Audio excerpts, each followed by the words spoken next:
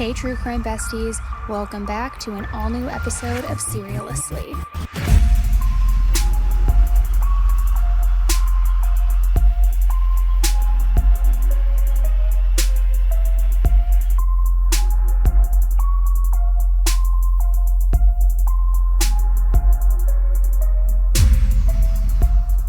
Hey everybody, welcome back to an all-new episode of Seriously with me, Annie Elise.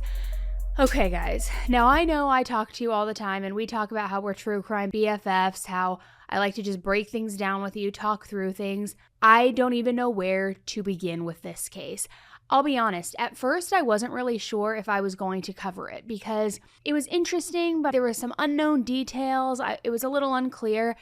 But just last week, something so insane happened in this case that I knew, okay, it's a no holds bar. I don't know if that's the expression. I think it is. I was like, I need to jump on the mic. I need to talk about this case because it is blowing my mind. It's a case that everybody is talking about right now. And quite honestly, it's not just because of what went down, but also because a jury just gave their verdict and people are absolutely outraged.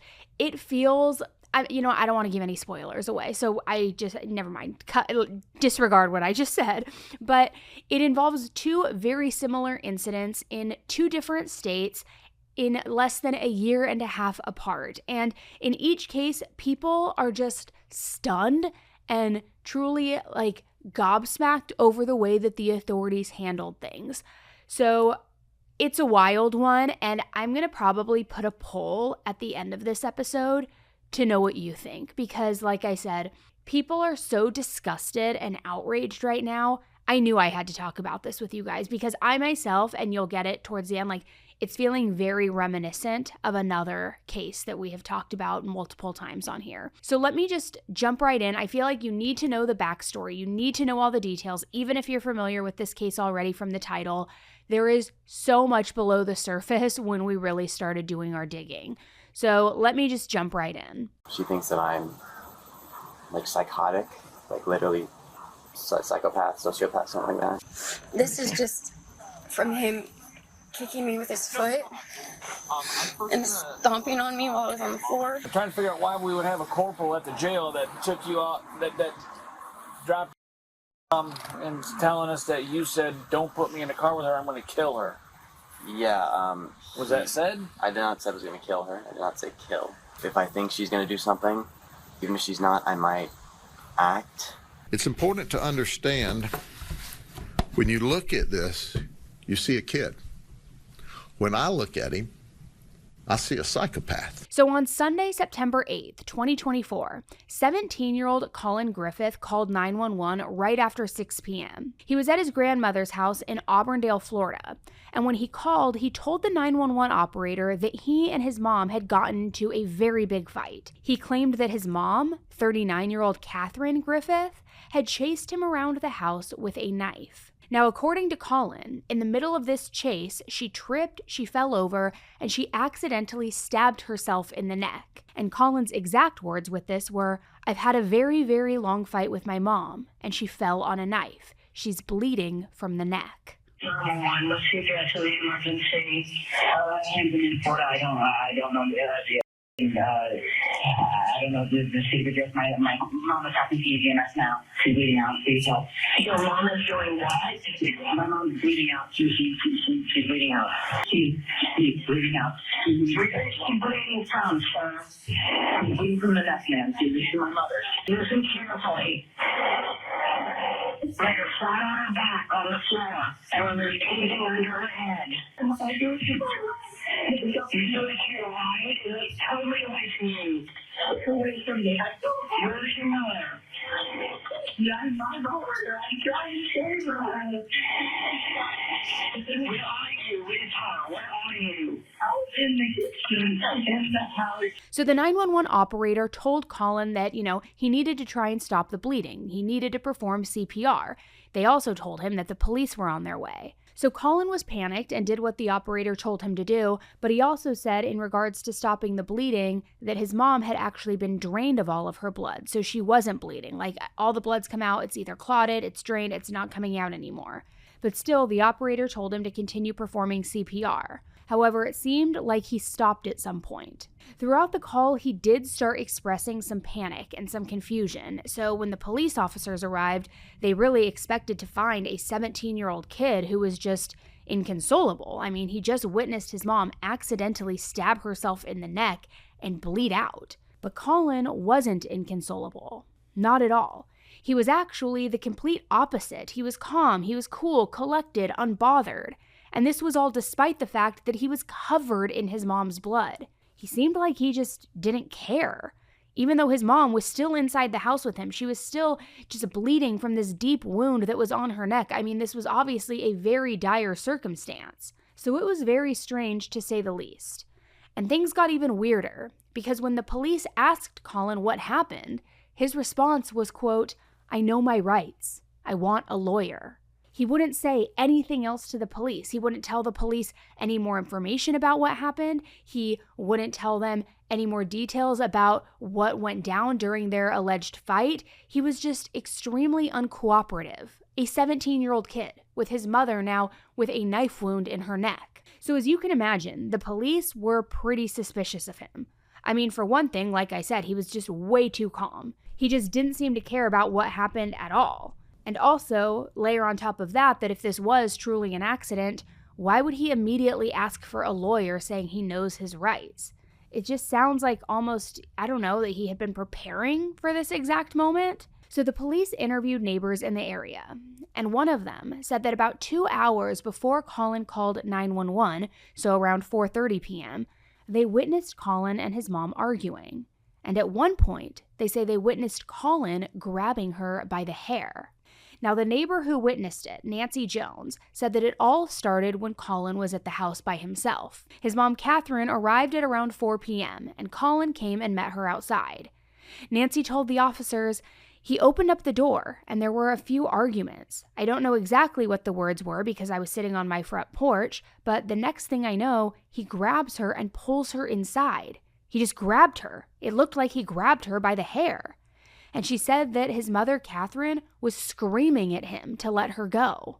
It was really a sad day. They were yelling at one another, and he grabbed her and drug her in the house. And like I said, I don't know what happened on the inside. I really don't. I feel so sad for the mother. I mean, the grandmother. You know, she's a friend of mine, and I feel really, really bad for the whole family. Now, even though this incident took place at Colin's grandmother's house, his grandmother wasn't home. She was at her other home in the Florida Keys, and she didn't witness anything. However, she did let the officers know that she was apparently scared of Colin. She also said he had a very troubling past. And that is putting it mildly, because once everybody learned more about Colin, it was clear why. It was clear why he not only had a troubling past, but why she was scared of him. Because it turns out this wasn't the first time that somebody close to him had gotten hurt while they were alone with him. See, back on February 14th of 2023, so about a year and a half before this whole situation happened, police in Lincoln County, Oklahoma also received a phone call from Colin. He was only 15 years old at the time, and he called 911 saying that his dad, Charles, had been chasing him around the house with a knife. Sounds familiar, right? Well, Colin said that his dad cornered him in a room. So because of that, Colin had no other choice but to grab a shotgun that was nearby. I guess it was conveniently within arm's reach, I don't know. But he grabbed the shotgun and then he shot his dad twice. Once in the head and once in the chest. When the police officers arrived, Charles, his dad, was long gone. He was for sure already dead. But Colin claimed this was all self-defense. However, the police, they weren't so sure. And there's not much information about this incident, but basically, the police were claiming that the evidence at the scene didn't quite match up with Colin's story. And I'm just picturing this whole incident in my head, okay? But Charles and Colin are fighting about something, I don't know, teenage parent stuff, who knows? Charles grabs a knife, then starts chasing Colin around the house, corners Colin inside a bedroom, or whatever type of room it was, a room that just so happens to have a loaded shotgun within arm's reach, and Colin is able to grab the gun and shoot his dad? Not once, but twice? Right in the head and right in the chest. I mean, perfect aim. I don't know about you, but something about that story just does not add up to me. So the officers at the time tried to question Colin so that they could get a better picture of what really happened. Because like I said, things just weren't really adding up, and they weren't adding up for the police officers either. But Colin wouldn't talk to them. Almost immediately, he asked for a lawyer, hired a lawyer, and refused to talk to the police. Again, sounds pretty familiar, right? Well, Colin was arrested for the incident, and he was placed in jail. However, his mom paid his $50,000 bond, and he was let out of jail. This was all on the condition that he, of course, had to be on house arrest, he had to wear an ankle monitor, and they were going to monitor all of his movements. So police officers in Oklahoma were pretty sure that this whole thing was not self-defense. However, they couldn't find enough evidence to prove otherwise. So in the end, any charges against Colin were dropped by March of 2023. And then he was sent to Port Charlotte, Florida to go live with his mother. Now, it turns out that Colin and his mother had not lived together for quite a while. The details surrounding Charles and Catherine's relationship aren't entirely clear, but some things that Catherine has posted on social media hint a little bit that their relationship wasn't great and possibly even abusive. The two of them had separated around 2019, and that's when Colin actually went to go live with his dad in Oklahoma. And it seems like he wasn't really even in contact with his mom after the move to Oklahoma. But again, the details, they're not entirely clear. But either way, after his arrest in Oklahoma, Colin claimed that his life with his father had basically been a living hell. So much so that Colin had confided in his mom that his dad actually locked him up in the house for over 1,000 days, all because Colin had come out to him as gay. So that because of that, his dad retaliated and locked him inside the house for, to be exact, 1,041 days. He said that his dad wouldn't let him go to school, he wouldn't let him talk to other people, he wouldn't let him have any semblance of a life. He was just locked up in the house. He was only given one meal a day. And eventually, things escalated. It was very toxic between the two of them. And we, of course, then know what happened next. But unfortunately, when Colin went to go live with his mother, things weren't any easier. Now, from the outside, it definitely didn't seem that way. Catherine posted a lot on Instagram and Facebook, and it seems like she may have had some other children aside from Colin, but she was always posting just about Colin. And again, if you were just looking at Catherine's social media, it would almost seem that she and Colin had this great life. Catherine was always smiling in her pictures. She always had this positive and uplifting caption that would be attached to them. She was also a teacher. And in one of her posts, she included a photo of a note that a student gave to her. The note said, "My teacher is very nice. She's always willing to help. She responds to messages very quickly and she grades very quickly, which I love. She's patient, she listens to your responses clearly, and she helps you if you're in need." So aside from all of that, Catherine and Colin were also always going to the beach together, always going on vacations together. They were going on cruises, going to Disney World, Universal Studios, Washington, D.C. I mean, you name it. It looked like it was a mother and son finally bonding after years of not having quality time together and really rebuilding and repairing their relationship and just enjoying each other's company. Catherine even got Colin a brand new Volkswagen Jetta.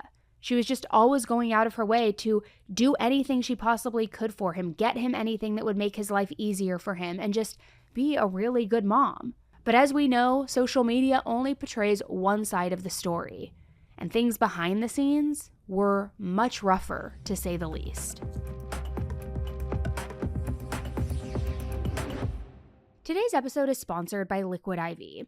Okay, I'm going to keep it real with all of you because I feel like we're in the circle of trust. You know, you're my true crime BFFs. But this year, I'm actually trying to stick to my new rituals, whether that's waking up earlier and not hitting my alarm a million times on my phone, or making sure that I'm staying hydrated all day long. And that's where Liquid IV comes in. Now, whether you're doing it to start the year strong, do it your way, but make sure that you're staying hydrated while you do it. And you can do that with extraordinary hydration from Liquid IV. Now, I've talked to you about them before, but Liquid IV is powered by Live Hydroscience, which means just one stick and 16 ounces of water, it hydrates you better than water alone, with 3 times the electrolytes of the leading sports drink. Plus, it has 8 essential vitamins and nutrients. And my my new go-to, it's their Hydration Multiplier sugar-free raspberry lemonade. It has got this like perfect balance of fresh raspberries, this like citrusy kick, and it is so, so good. They also, the packaging, guys, it is so convenient. I always keep a few packs in my bag, whether it's for long days where I'm recording and I'm needing to rehydrate and like get my vocal cords feeling good, whether I'm traveling, maybe, morning after a night out when I'm not feeling my best and I need to like toss something in my water bottle. Wink, wink, you get what I mean. But it's non-GMO, it's vegan, gluten-free, dairy-free, and soy-free. So there's no weird stuff in it. It's just straight up great hydration. So let's do this. Embrace your ritual with extraordinary hydration from Liquid IV. Get 20% off your first order when you go to liquidiv.com and use code AE at checkout.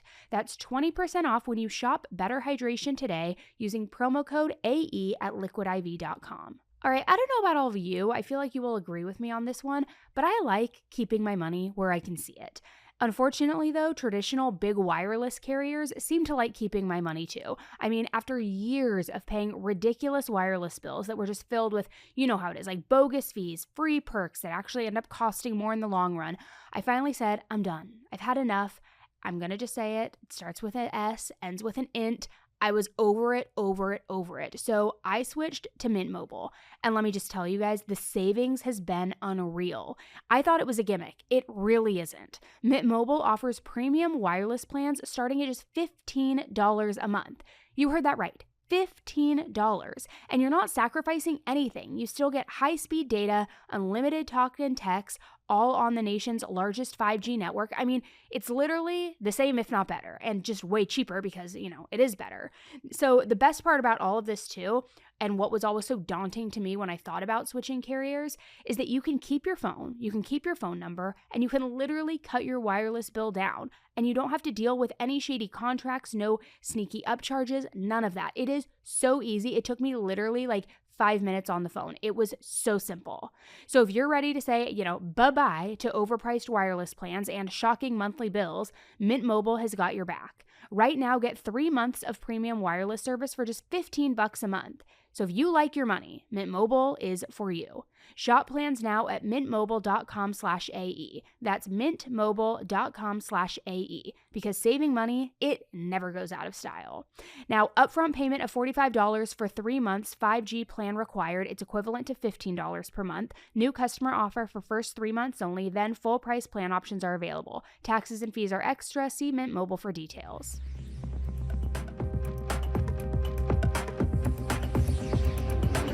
So about 7 months after his father died, this was now on September 11th, 2023, an official from Colin's school called the police to conduct a mental health check at Colin and Catherine's house. That morning, Colin had told a school employee that he and his mother had gotten into an argument before school.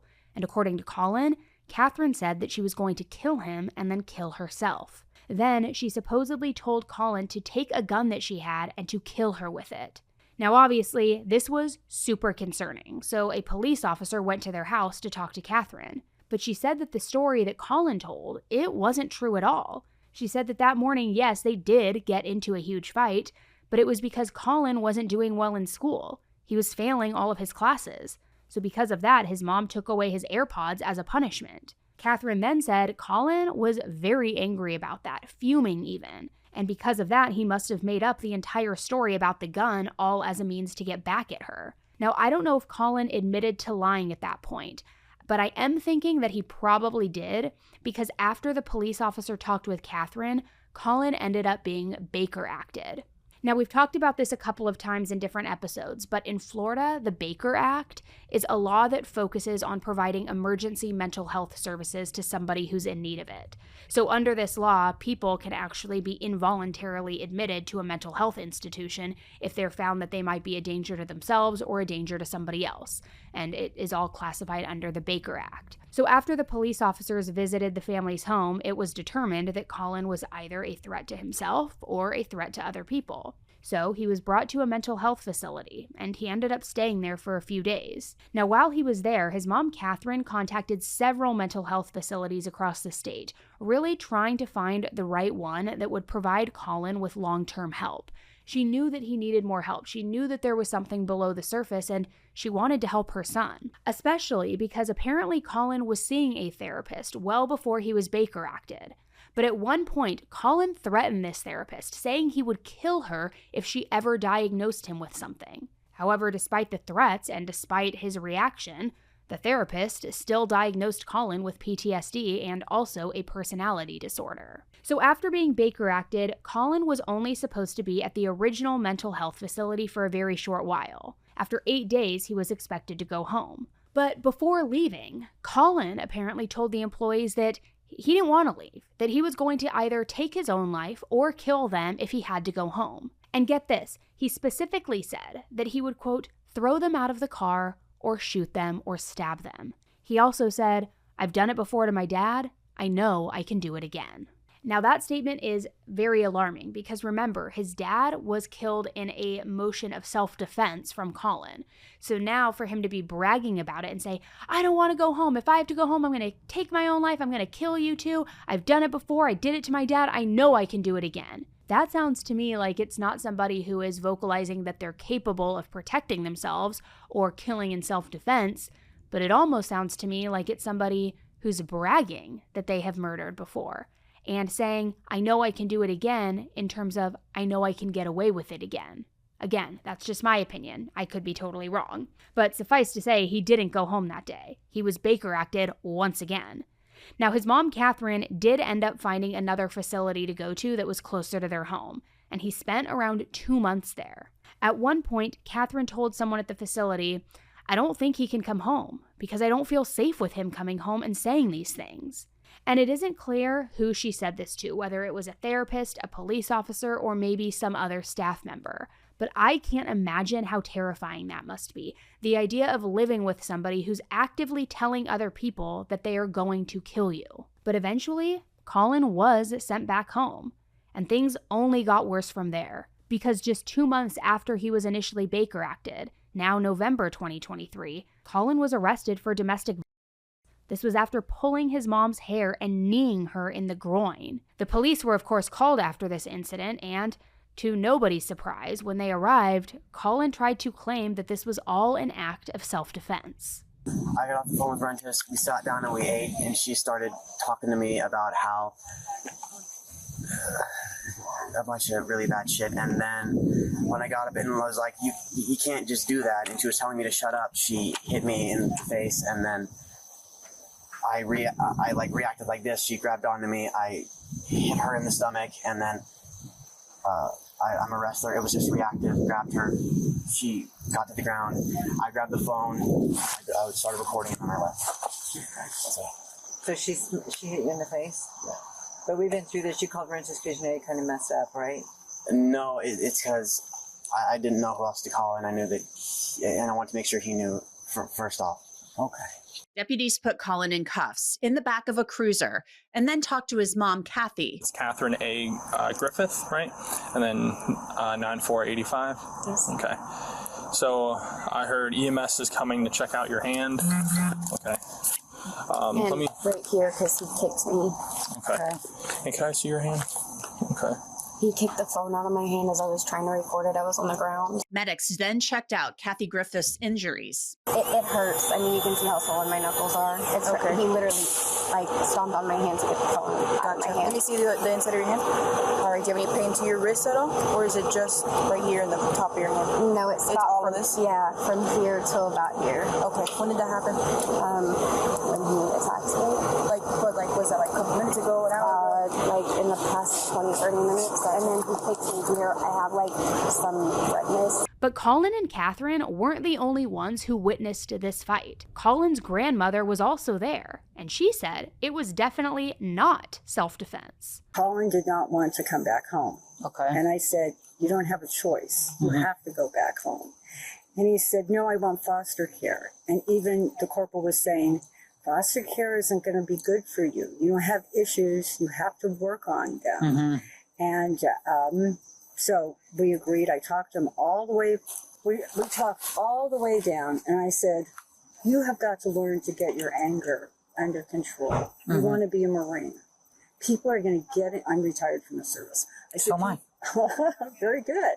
So I said, people are going to get in your face, and you're going to have to learn to deal with that. You just ignore it. Right. And I said, the other thing too is you don't ever hit anybody. You don't even touch somebody, and especially somebody as small as Kathy. That is just something that you cannot ever do. I said, that needs to be. He goes, no, but I said, there are no buts. So we got here. And Princess had agreed. She's going to lay the law down. You know, that she is the parent. She is doing what she thinks is best for him. That he's not going to have his cellular phone. He's not going to have access, because he's like talking to some person on online that we don't even know who this person is. Okay. And that she said, I don't want you ever calling me a psychopathic narcissist anymore. I said, and he goes, no, I didn't. He goes, no, I heard you say that. So, okay. He just, you know, he had said that in the past. And she said, let me lay this out for you, because the only thing I think you really care about is money. So anytime there's an infraction, I'm going to take that from you.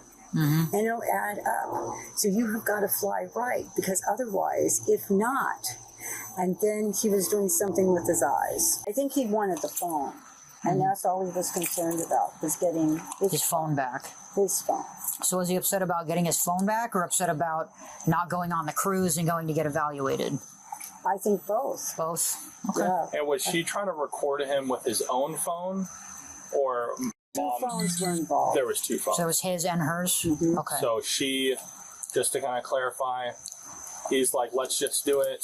Got her phone to start recording. You said next thing you know, they're on the ground. Did you see how they got on the ground? No. Okay. No. I just, because I was trying to call also. Okay.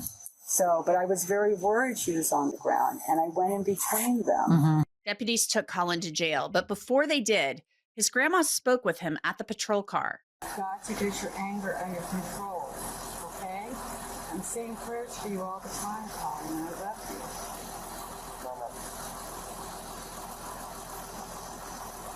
I think my anger's fine. It's just that when someone attacks me, I don't know. What? I can't hear you. What? No. Do you think your anger is fine? Yes, it's just when someone attacks me, that's how I act. That didn't happen, though. I was there. I saw it. I saw you stand up. And I said, sit down, and you wouldn't. And you went after the phone. And the next thing I know, she's on the floor. And I'm trying to get in between you all, and I'm trying to call Rennis. No. She hit me. She grabbed on me. I beat her, and then I got her to the ground, and then wrestling me, and then I left. I didn't see that, Colin. I really didn't. All I saw was you on the ground, or her on the ground, and you by her, and you guys fighting for the phone.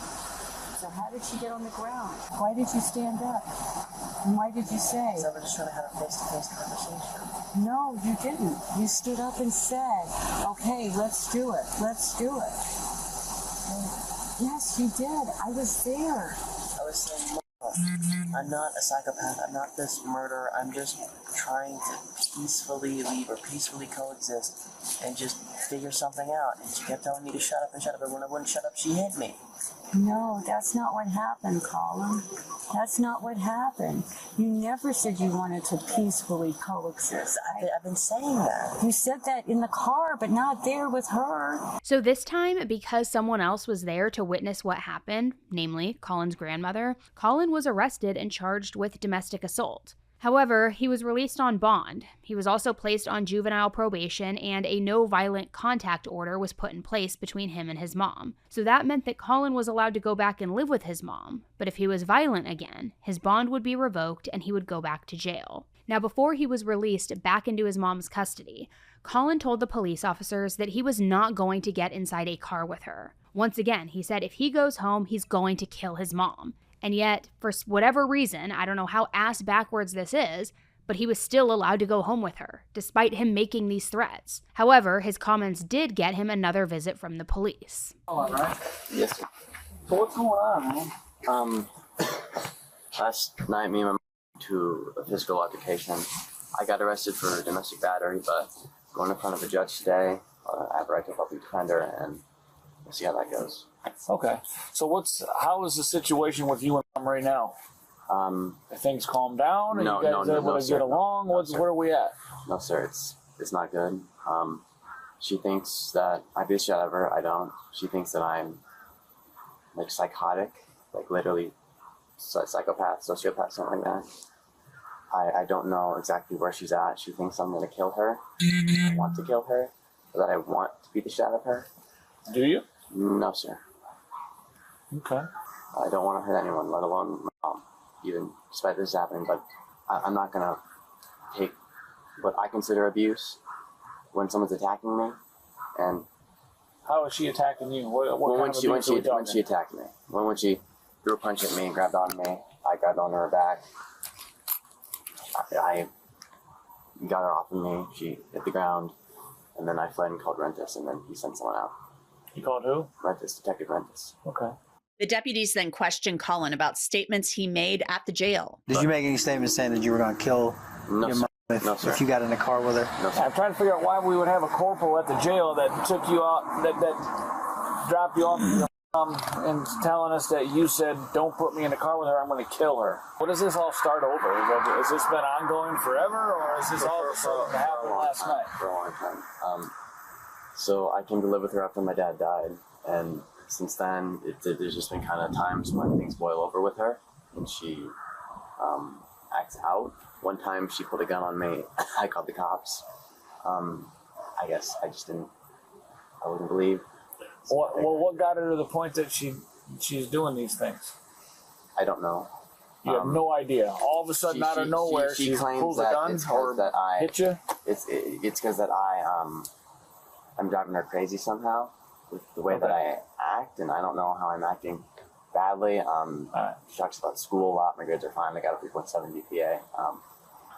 I mean, obviously you're not, you're smart enough kid. I get that or whatever, but I mean, obviously it takes two to create this type of environment in this situation, right? And I've heard nothing. You haven't said a word about what's going on, what you're doing, or what is going on to provoke this, or where it's coming from, other than out of the blue, your mom flies off the handle and does this stuff.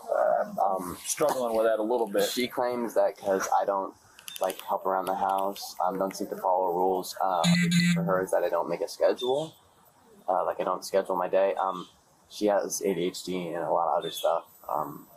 She was really abused by my dad, from what I know, and that kind of just made it to where she has these very specific things that set her off, these triggers. So how long ago was your dad back? Sorry to hear that. 7 months. 7 months.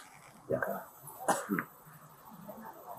He attacked me, my dad, and when he did, he tried to kill me overnight, and it was in Oklahoma, and he died. So, yeah. How was that? I shot him when he tried to kill me. Did you already have a gun in your hand? Or did you go I get was one? fleeing, and the house was filled with guns, 23 to be exact, and you knew who they were? I didn't seek one out, I was just trying to run, but when I was cornered and I had nothing else, there was a gun. Just kind of happened. Why was he trying to kill you? He's also a bit of a case, but homophobia. If you believe that, a bit of other stuff. Okay. So Colin was still saying that this was all self-defense, but the cops took him away yet again. But before he left, his mom confronted him while he was sitting inside the patrol car. Did you tell them at the jail that you were going to kill me? Did you say you were going to hurt me?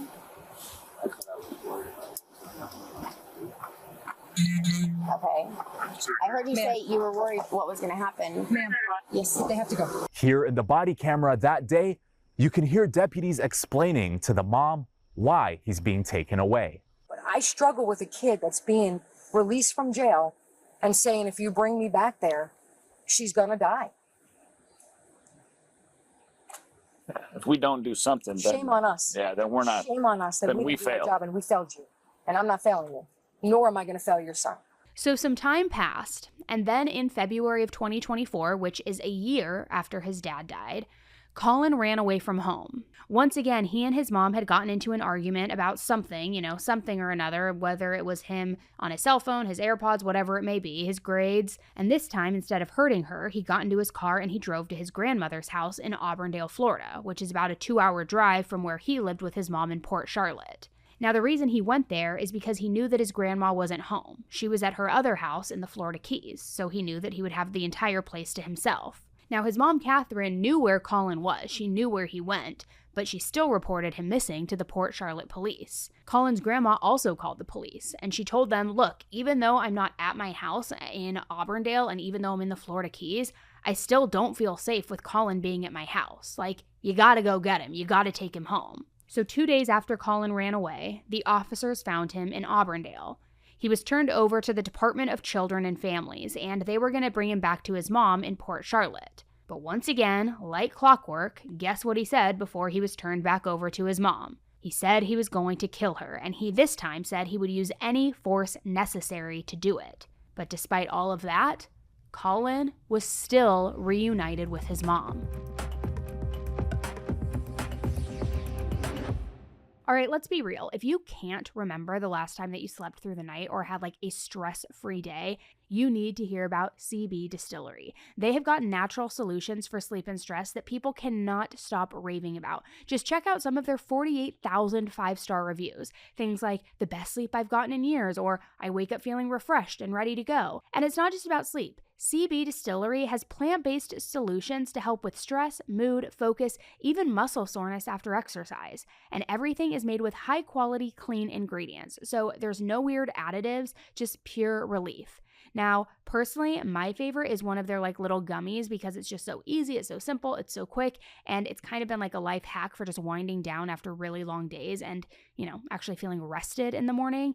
And look, I know that there is a lot of CBD out there, but I trust CB Distillery because of their commitment to quality. That's why over 2 million people swear by them. And if you're still unsure, they even offer a 100% money-back guarantee. So if you're struggling with sleep, stress, or maybe even focus, maybe it's time to try something different. CBD from CB Distillery. And I've got a 20% discount to get you started. Just visit cbdistillery.com and use code AE for 20% off. That's cbdistillery.com, code AE.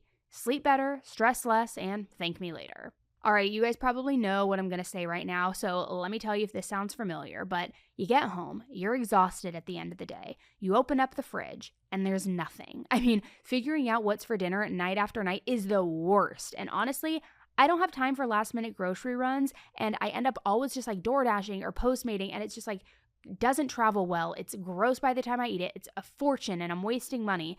And that is why I love HelloFresh, because it's America's #1 meal kit for a reason.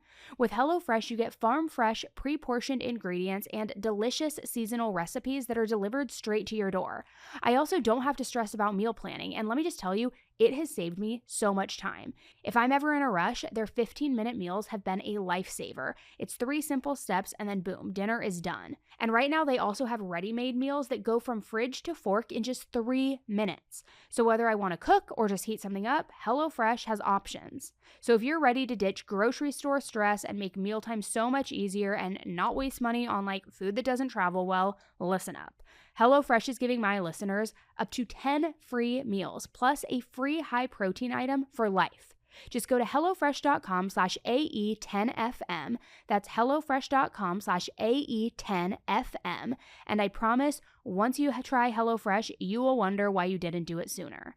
That's HelloFresh.com/AE10FM. And it's America's #1 meal kit for a reason.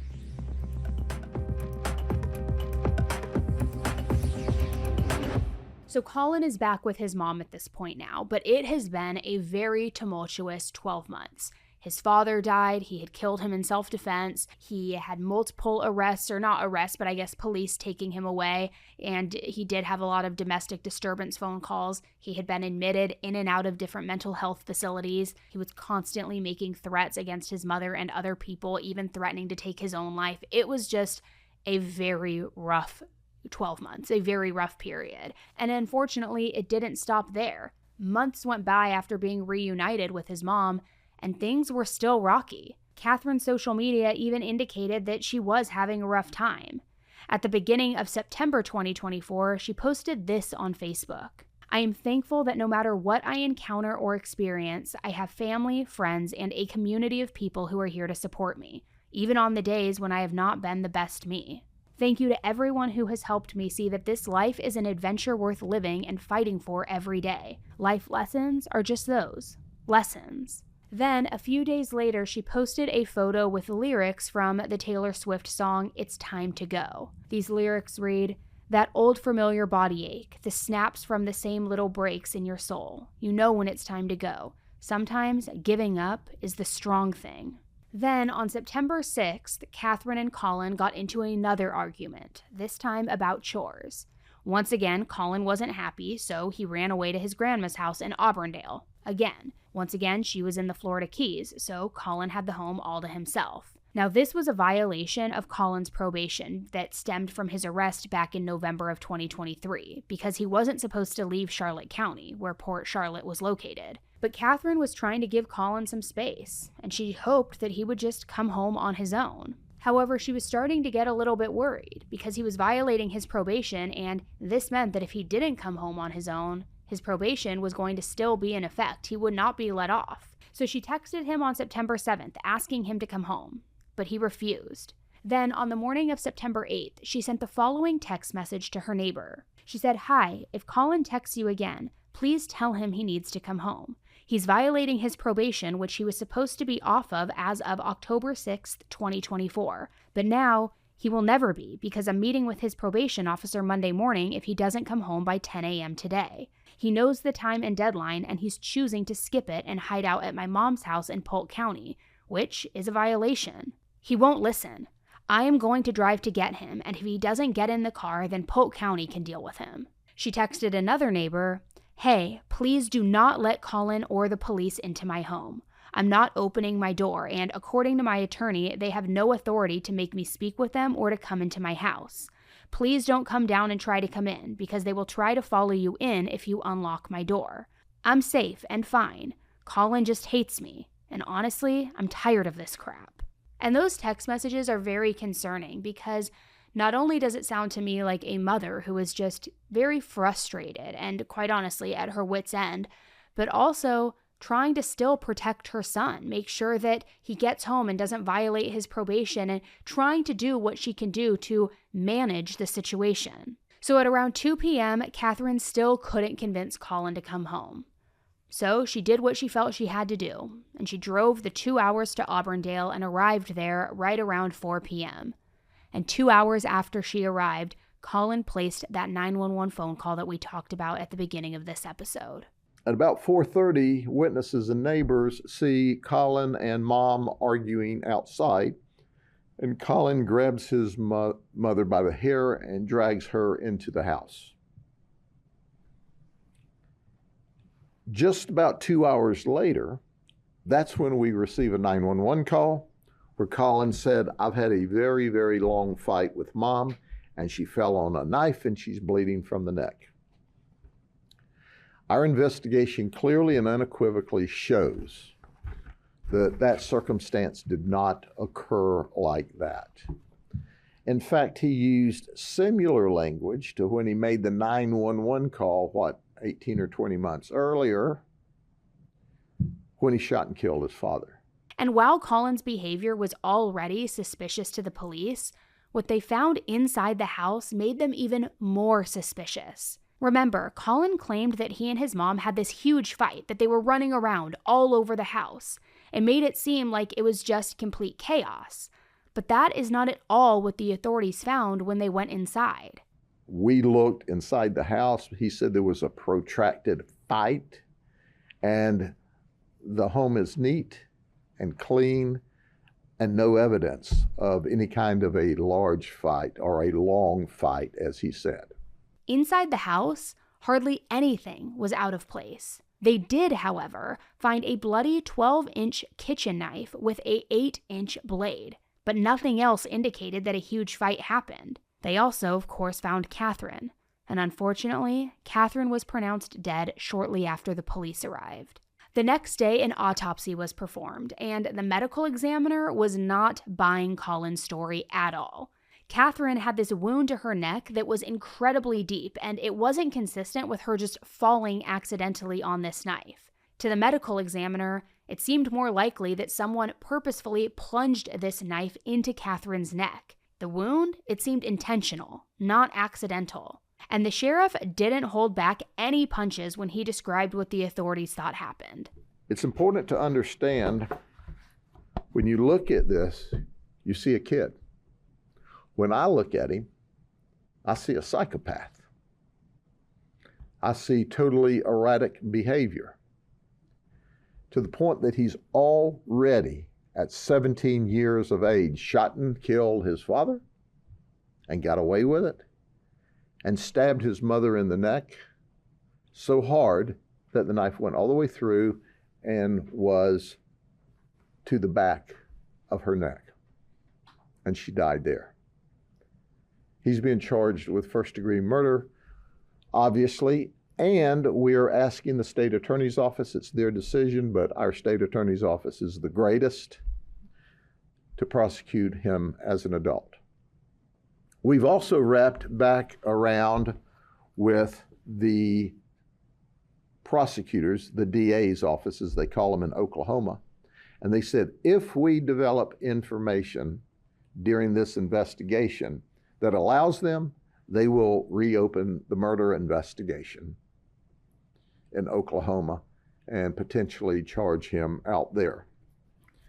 But at this time, they did not have sufficient information to charge him with murder. The unfortunate thing was, now he's killed 2 people and killed his mother and father, and I can assure you, beyond and to the exclusion of every reasonable doubt, based upon his conduct, had he gone to live with his grandmother at the end of this and she crossed him, she would be next. He's violent. He's dangerous. He showed zero remorse when he was being interviewed. In fact, when we attempted the interview, he met the original deputy in the front yard.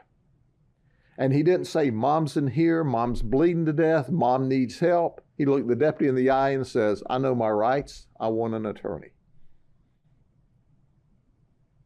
Zero emotion about, hurry up, help Mom, she's bleeding, she's got a problem. He is a dangerous human being. And we have him securely locked up, and we are working with the state attorney's office. We're putting the rest of the investigation together. We have began to talk to some of the family, which has confirmed that he is a dangerous person. So a lot of people now had the same question. How had Colin gotten away with killing his dad the year before? Do you think the system failed him, that he should have never been out? I mean, after killing his father. Well, so when you look at this and you see how violent and how dangerous he is, it makes you wonder to what extent and what depth of investigation was done, because they released him from that murder charge that was lodged apparently within a month or so, because they were shipping him to his mother that quick. Now, did they wrap it up in that short period of time, or did they just say, hey, take him home, and notified the family later that we're not going to charge him? I don't know. But it's important to be accountable and responsible for your own actions. My question is, was there anything else that could have been done? Because had Oklahoma been able to act, Catherine would be alive and well today. But because she took him and tried to do like a mother should do and take care of him, she's now dead. Everybody that's special, should be special to him in his life, is dead when they crossed him. Is there any history of abuse? We're looking through that now to see what his family history there may be. Sheriff, I noticed he has a charge of violation of no contact order. What who filed that? Who's that? We're working through the back pages now. Obviously, he's been involved with DCF in Oklahoma, if for no other reason, from the murder. He was involved with DCF here. We've been putting together our criminal case here. We will go through the back pages of him and any other interactions he's had with the system to try to determine everything that we can. But what we know for sure is he's violent and he's dangerous and he'll kill you, because he's done that on 2 occasions. So a week after Catherine's death, Colin was indicted for first-degree murder. He was also indicted on kidnapping, and he was charged with violating his no violent contact order.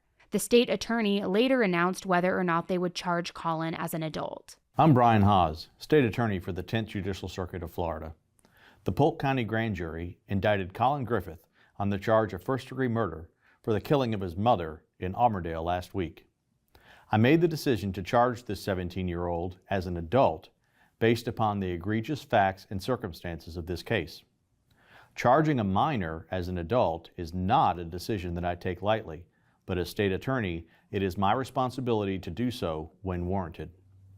There have been many questions regarding an incident from Oklahoma last year where Collin Griffith killed his father.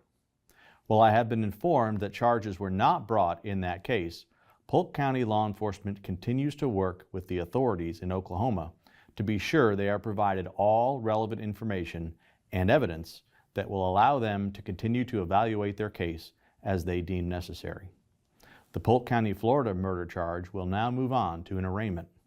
My prosecutors and the deputies from the Polk County Sheriff's Office will continue to work together to pursue justice in this case and hold Collin Griffith accountable for his murder. Now, since all of this has happened, the Lincoln County Police in Oklahoma have said that they are willing to look back into Colin's case, especially if they receive any evidence to indicate that Charles' death wasn't an accident, that it wasn't self-defense, that this was cold, calculated murder. So Colin was denied bond and stayed in jail. And after his arrest, he entered a plea of not guilty. But before his trial, his attorney filed a motion requesting to exclude any information regarding his father's death. They didn't want any of that information or any of those details getting entered into Colin's trial for his mother's death. They claimed that his dad's death wasn't relevant, so there should be no mention of it at the trial for Catherine's death. Now, in this motion, Colin's attorney also included information that was clearly Colin's version of events of what took place. He claims that he didn't run away. His mom kicked him out of the house on September 6th. So, heartbroken and crying, he called his grandma to see if he could go stay at her house, which she said yes to. So he did that. He went and stayed at his grandma's house. And when Catherine came to get him, he says the two of them fought. And then, get this, she is the one who stabbed herself. The motion states that Colin called 911 hysterical and crying, and I will say he did sound upset in the call, but all of the first responders who arrived on the scene claimed that Colin was the exact opposite of hysterical. So what was really true here? Was part of that a performance? Was he lying? We know his defense has to come up with something. So Colin's trial date was set for January 29th, 2025. And in the pre-trial hearings, Colin's attorneys were really trying to get some of Colin and Catherine's text messages excluded from evidence. And the lead detective, Danny Peters, testified at a hearing about those text messages, why they were important and why people were trying to get them excluded. Specifically, he pointed to a text message that was sent by Catherine on the day that she was murdered. In it, she supposedly told Colin that he needed to be home by 10 a.m., or else she was going to release ring camera footage. Now, this footage allegedly showed Colin admitting to multiple people that he not only killed his dad, but it was all planned. It wasn't self-defense, but it was an intentional murder, complete with a cover-up. In another message from Catherine to her mother, she said something similar. If Colin didn't come home, she was going to release this footage. Then, in a conversation between Catherine and her father, Robert claimed that he had a recording where Colin allegedly confessed to killing his father. But here's the thing. Detective Peters testified that they haven't been able to find any of that evidence. No ring camera footage showing Colin's confession. No recording on Robert's phone where Colin admits to killing his dad. But Robert, his grandfather, did meet with the detectives, and he made a statement that Colin did tell him he planned and murdered his father on purpose. So just days after the lead detective testified at the pretrial hearing, Colin's attorneys tried to have some of those text messages tossed out as evidence. And their argument? They claimed that Catherine had found out certain things about Colin all by snooping through his personal text messages. Now, it isn't exactly clear what was inside those messages, but the lawyers said that Catherine had no right to read them in the first place because it was a major violation of Colin's privacy. And because she might have found something incriminating in those text messages and then sent that to others, they wanted those texts completely excluded from the evidence. But of course, the prosecution, they had a different take. They argued, no, this wasn't a violation of privacy at all. Catherine was Colin's mother, and parents, in the prosecution's eyes, they have certain privileges when it comes to supervising their kids. So for them, it was just a mom doing her job. It wasn't this invasion of privacy like the defense was trying to make it, which I got to agree with that. If you're a minor child, your parent has every right to go through your text messages. I know that might be a hot take and probably is a violation to some degree, but enough to throw it out as evidence? Certainly not. Is she the one paying the phone bill? Is she the one that the contract is in the name of? Then, by all means, snoop away. Snoop away. So at this same hearing, the judge contemplated whether or not it should be mentioned that Colin killed his dad. Now, this doesn't mean that the crime wouldn't be mentioned at all, but the judge thought that maybe Charles's name shouldn't be brought up. Maybe it shouldn't be stated that he was Colin's dad. So if the crime came up, it was going to be more general, like, well, yes, Colin was involved in a self-defense killing in Oklahoma, but no other details other than that. The judge also pointed out that the whole thing with Charles might not even be super relevant to the case with Catherine. And the logic here is that even if Colin did intentionally kill his father, it doesn't automatically mean that he intentionally killed his mother. And I'm not saying I totally agree, but that is the argument that they were making. But I'm sure something that has crossed your mind or something you're thinking, which I have thought about as well, is what if Colin felt threatened by his mom saying she was going to release the evidence of his confession, the recording, the ring camera footage, all of that? That could have easily been his motive for killing her. If she was going to spill his secret, he might have felt like he needed to kill her in order to protect himself. So if the prosecution could prove that Catherine's threats were what really pushed Colin over the edge, then the judge said that it could be mentioned in his trial that Colin also killed his father, Charles. But long story short, the judge ended up deciding that Charles's name could not be brought up during the trial. The only thing that could be mentioned was that Colin was involved in a killing.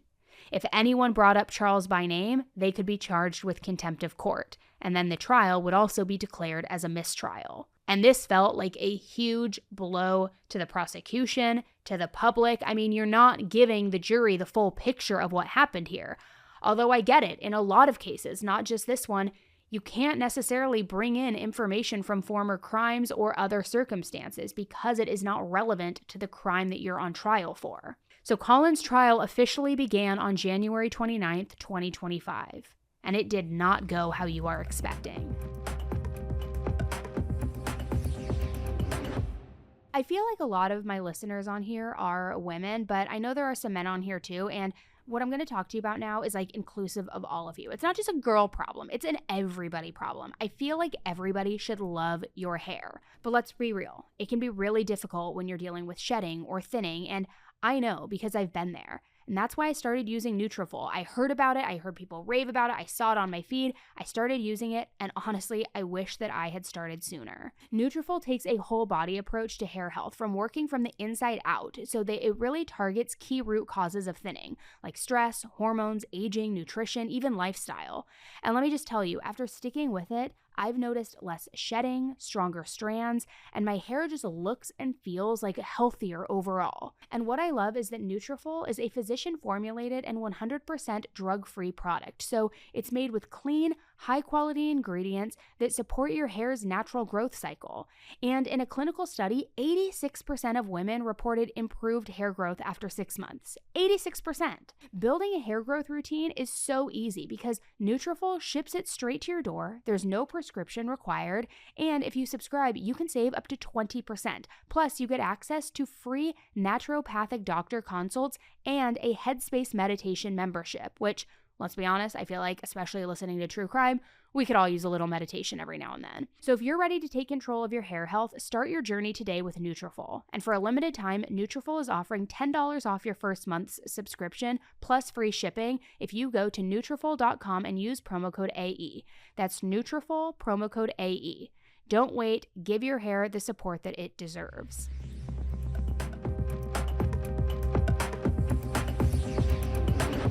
So Colin's trial begins, and at the trial, the prosecution based their argument around the fact that Colin had a history of violence. He also had a difficult relationship with his mother, so they say that he viciously attacked her. And they say that he wounded her so severely that when the paramedics arrived, they could see the floor through the hole in Catherine's neck. It was a Sunday evening, September 8th of last year, in Auburndale, Florida. And it was at that time that the defendant viciously and savagely unleashed his full fury and hatred towards his mother upon her. When he stabbed her with such force that the knife went shooting through her neck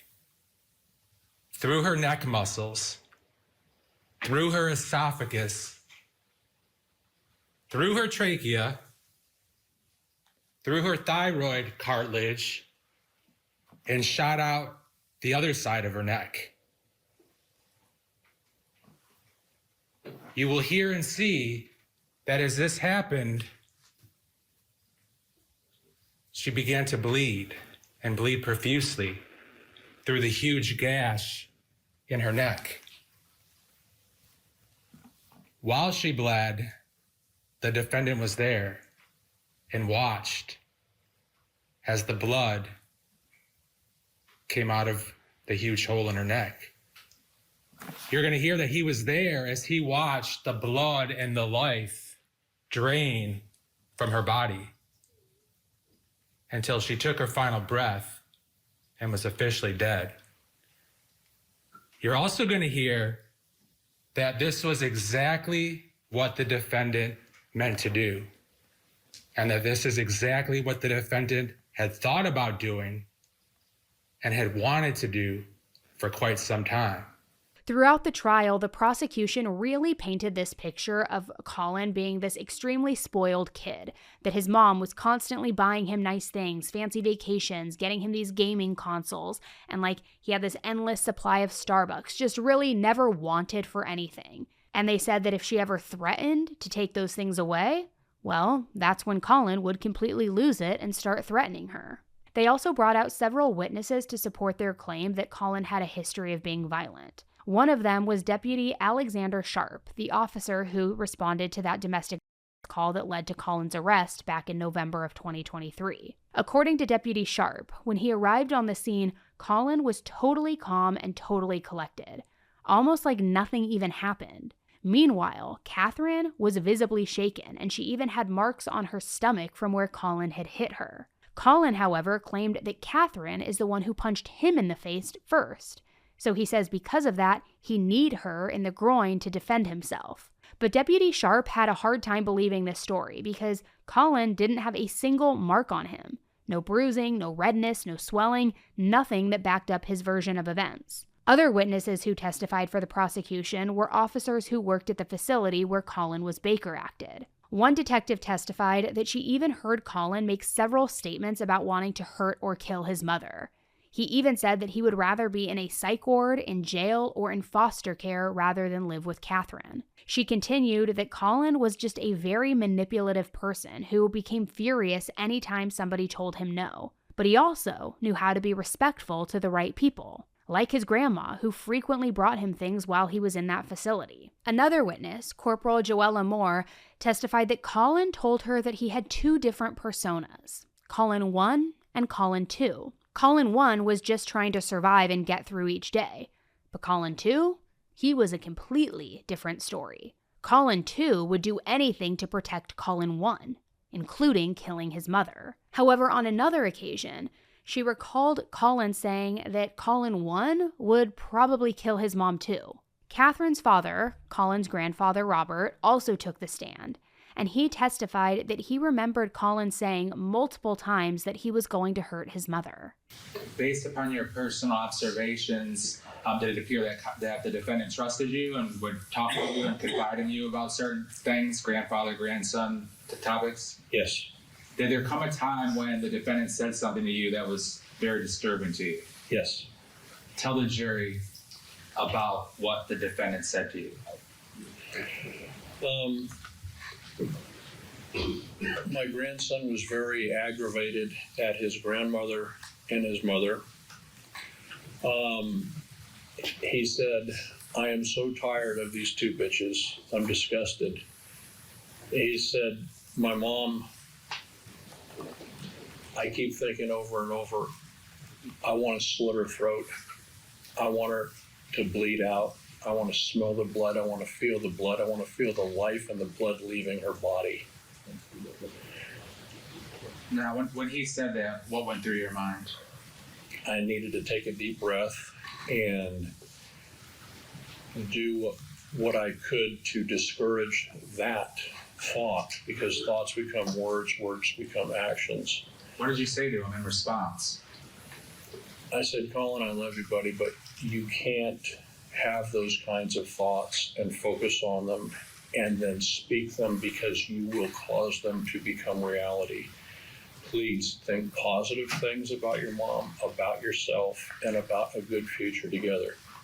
Now, at any point, did you warn your daughter about what the defendant was wanting to do to her?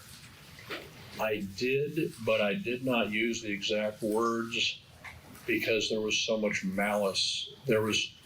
Objection, Judge. Now, explain to the jury, were you concerned that if you used the exact words the defendant said that he wanted to do to his mom, that might negatively affect their mother-son relationship? It would, and I was afraid it would actually give her nightmares. Did you tell her a clean version or a more vanilla version, if you will? Yes, I did. What was her response? That he's been threatening her, and he's been threatening Susan multiple times with killing both of them.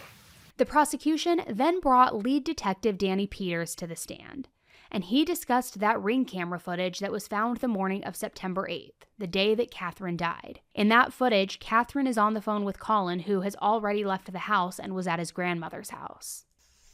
No, you told me you were calling him. You told me you were going to get your neighbor over there, or I'm sending the police. Do you want the police to go? So you'd rather have the police go? Okay, fine. That's the only thing I needed. I will not take a call from you after this ever again. If Colin's not here by 10 o'clock, I'm dead to you. Do you understand me? Do you understand me? Do you understand me? Do you understand me? Yes or no? I need a yes or no. Yes or no? Do you understand me? Okay. You don't understand. So are you returning home or no? Then the footage captures Catherine on the phone with her mom. And you lied to me while we were here. I said, do you have him? You said no, and I don't know where he is. You said that to me. Okay, it doesn't matter. It doesn't matter because you still don't have eyes on him. He's talked to you. No, he's already talked to you because I can see where you guys have been talking. So if he's not here by 10 o'clock, I'm sending the cops. Oh, it is. It is. We're all losing our jobs, and he's losing everything. That's why I signed the car over to myself. I need the money. So I'm taking the car. I'm taking everything. So I'm about to go up there and go and get the car because the car is mine. I have it in my name. The mobile notary name. I don't have to send you copies. I already sent you the title.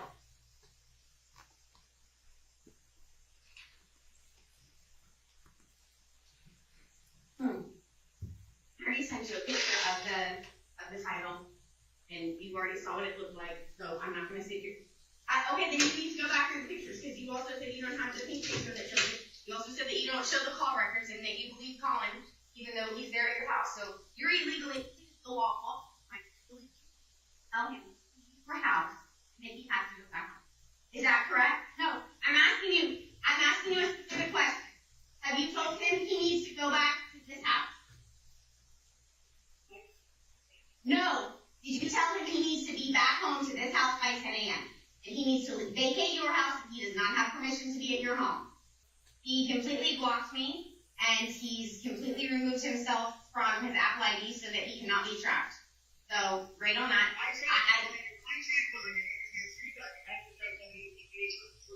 No, his phone is off. His phone is off now. I told you that. I said if he didn't get in the car and come home, that was what was going to happen. And you said I will make sure he is there by 10 a.m. I told you I was going to if you didn't do this. No, that's not what I said. His phone is still on right now. His service is working. He's not going to answer. He's not going to answer. I showed you. Oh, stop. Will you listen to me? Do you see the call log? He did not try to call Monique at all yesterday. He is lying to you. I sent you his entire call log. That's from AT&T. That's not from his iCloud account. That's from AT&T. That's not what the court order said. It said he specifically has to leave a voicemail. But it doesn't matter because if he doesn't, that's fine. But I'm telling you right now, I have held everybody off. I said it's a private family matter. I'm sure he'll be back home. And everybody said, we'll give him 24 hours. That is until 10 o'clock today, Mom. That's why I said he had until 10 a.m. today. Mom, it doesn't matter. They gave me until 10 a.m. The police. They said, I need my fucking computer. And I said, fine, come and get it. I told him to be back after work. It's on the camera. I don't give a shit. I don't give a. Did I tell you to let him stay at your house? Did I tell you to let him stay at your house? Have I or have I not told you multiple times in the past that he is never to stay at your house ever again? Not without my consent. And I have not consented. Do you hear me? Yes, Colin. Answer to me. Answer me. Do you understand that you do not have my consent to have Colin? Do you understand that? No, answer my question. Do you understand? No, I didn't. I never threw him out, and it's on the ring camera. Never threw him out. Never threw him out. At the end of this footage, Catherine left her house to go find Colin, and this footage was the last footage of her seen alive. Detective Peters then read text messages between Colin and Catherine, which they ended up extracting from Colin's phone. In these messages, Catherine repeatedly told Colin that she was going to shut down his phone, that she was going to cancel his car insurance, that she was going to sell his car, and that she was going to pull him out of school. In one message, she wrote, "You said you hated me and I was an evil bitch. My dad is sending me the recording of you planning my murder. Good luck hiring a lawyer." But unfortunately, Catherine's dad never sent those recordings, and Catherine never did follow through with any of those threats. So then it was the defense's turn to present their case, and they argued that the prosecution was just making a case out of emotions, not facts. They argued that Catherine was volatile. She was the one who was manipulative. She was the one who lied, and she was the one who created this tumultuous home environment for Colin. They argued that Colin didn't leave their home in September. He had to leave because Catherine kicked him out. They also argued that Colin never pulled his mom by the hair outside of his grandma's home.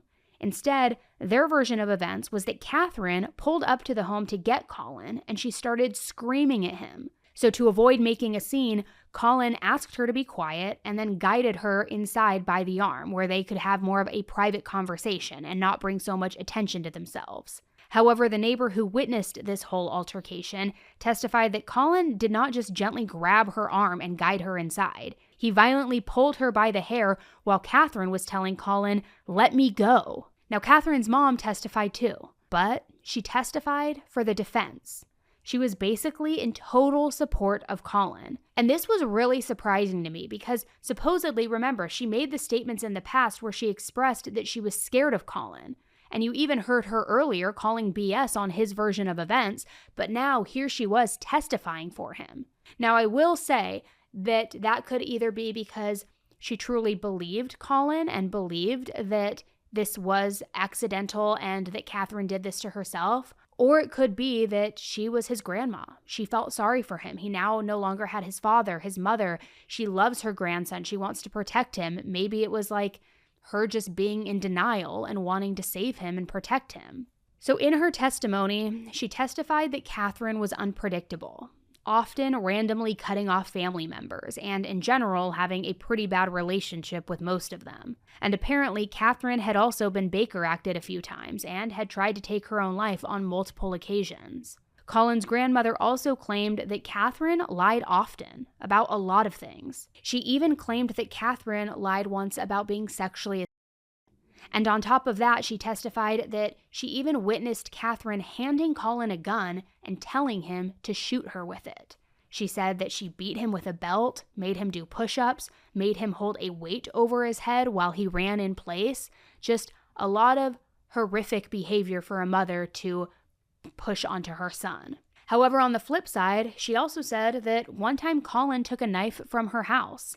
And on that same day, Catherine called her expressing her fear of Colin. She also recalled a time where all three of them went out to dinner at a restaurant, and Catherine had said that she was going to take Colin's Xbox away, his video game console, and Colin tried to get into a fight with her right there at the restaurant. He actually tried to get her to fight him.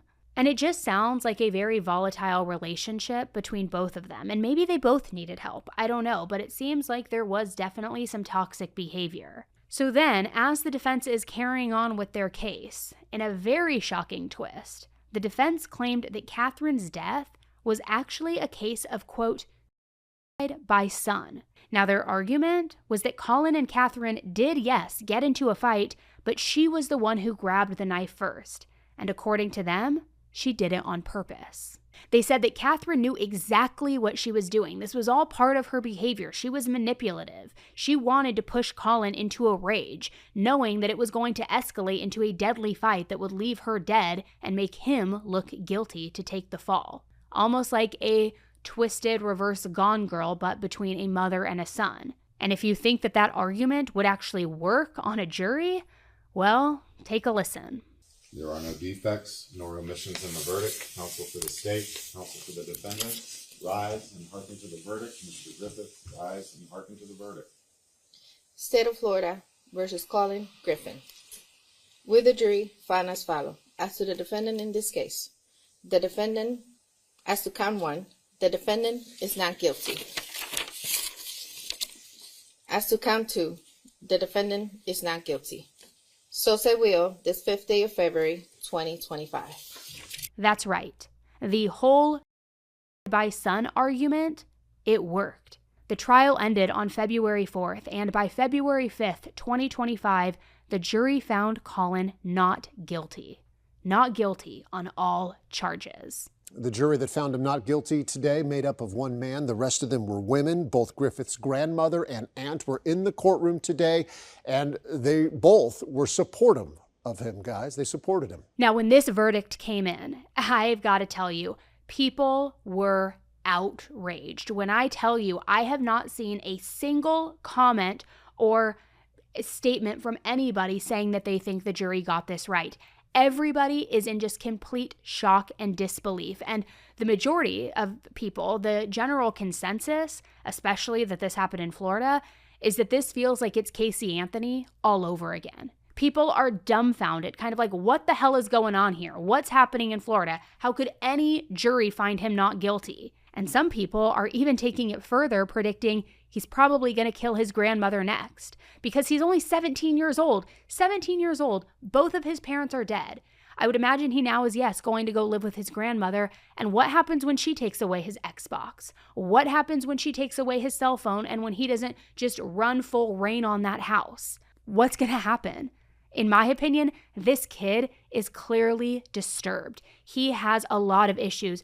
You don't have two parents just end up dead coincidentally in a matter of a year and a half. When on earth have we seen something like that happen? Not to mention, people are outraged over the fact that the jury was not made privy to the information about Colin's dad. People are saying, and again, I get it, why it may have needed to be excluded, but people are saying if the jury knew that it was his dad who was killed in, quote, self-defense a year earlier or a year and a half earlier, that probably would have swayed their decision a lot. And maybe that's the reason that that wasn't brought into the trial. But again, I would imagine anybody who's on the jury who's now looking back at the full case as a whole with his dad looped into it as well, I would imagine that the majority of them have got to be kicking themselves, being like, holy shit, what did we just do? What have we done? Did we just let a killer out and give him free rein to kill again? Now, Grady Judd, the sheriff in Polk County where this all went down, even released a statement where he expressed his disbelief. It read, "Our detectives firmly believe that Collin Griffith murdered his mother. The jury determined that they could not convict him beyond and to the exclusion of all reasonable doubt. During our investigation, detectives found witnesses that believe he also murdered his father in Oklahoma. That investigation is ongoing." So like I said, as soon as we got the verdict in this case, I knew I had to come and talk with you guys about it. My personal opinion, they got it way wrong. They got it way wrong. This kid who has been diagnosed with PTSD, with personality disorder, who self-admittedly told a therapist, there's two versions of me, Colin 1 and Colin 2. This kid who killed his dad in what he calls self-defense, I'd argue probably wasn't, but then went on to threaten his mom for months and months and months in between his father's death and his mother's death. Documented threats, documented Baker Acts. And the jury thinks he's innocent, that he's not guilty, that they couldn't prove that this wasn't self-defense. He was safely away from his mom. She comes to collect him so that he doesn't violate his probation. And not for nothing, he's a 17-year-old kid. She's within all of her rights to go and pick her son's grimy little ass up from his grandma's house, of course. So because of that, he's pissed. He doesn't have this house to himself anymore. His mom is trying to instill rules on him. So a fight ensues. He does what he knows and what he can do best, what he apparently bragged about on recordings too. He could get away with it. He's killed once. He could do it again. And he does that. He kills his mother. He takes a knife. He plunges it into her neck and he claims self-defense. Again, all my opinion, all my speculation. Do your own research. He has been proven not guilty. I don't think they got it right. Just like I think the jury did not get Casey Anthony right. Just like the jury did not get O.J. Simpson right. And anytime this happens, it is just so frustrating because you can't help but wonder who's their next victim going to be. If they got away with it, clearly at 17 years old, he's got to be feeling pretty dang confident that he's gotten 2 murders under his belt and gotten away with it. So who's next? I would say it's safe to bet the grandma. And I hate saying that, and I really hope I'm wrong, but if he goes and ends up living with her, and if she gives him even the least bit of resistance, you think he's going to take that lying down? He didn't take it from his dad. He didn't take it from his mom. You think he's going to take it from little old granny who had the rose-colored glasses on and believes he's innocent? No way. Or it's going to become a situation where she truly is scared of him and she just lets him do anything he wants. No rules, no curfew, no obligations, nothing.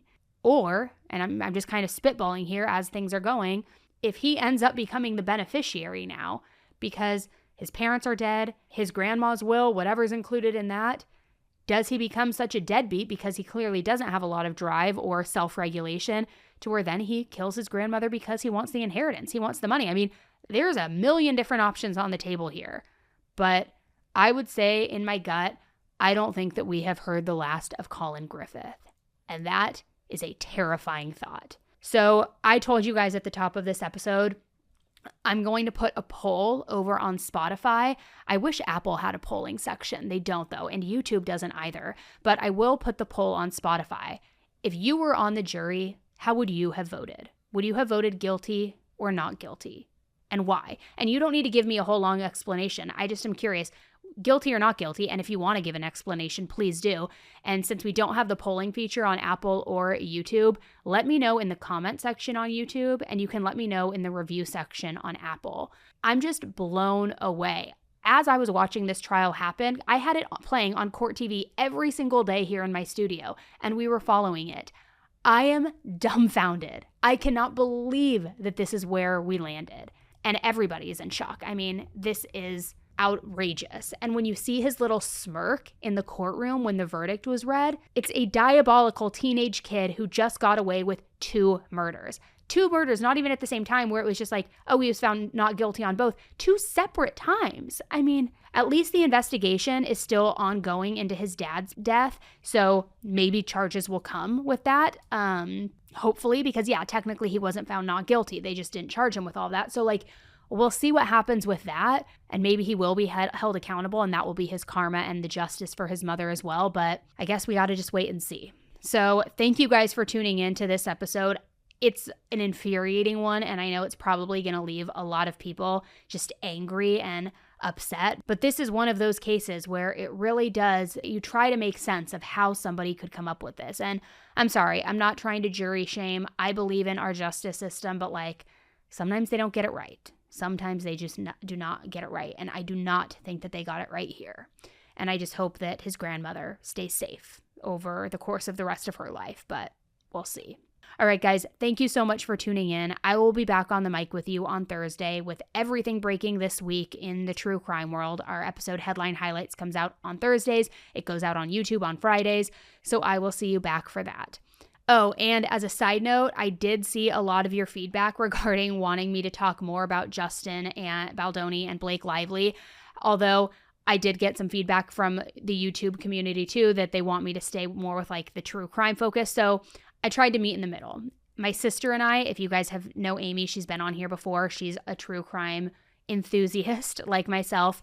We did a live stream together where we talked all about the Justin and Blake saga, everything that's going on, our opinions. I didn't really have anything prepared, so the live stream did get a little bit wild, but it was cool because we had the live chat feature going. So many of you guys were chiming in with your thoughts, with what your opinions are, and we just talked through the whole thing together. So we did do that live stream. It's available over on Patreon. You can also see the live chat once you get access to it.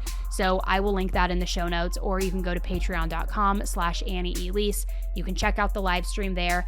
I also have uploaded the audio version of that live stream here on Apple under the subscription tier in case, you want that extra bonus content. All right, guys, thank you so much for tuning in. And until the next one, please be nice, don't kill people, watch your back, and just stay safe. Okay, bye.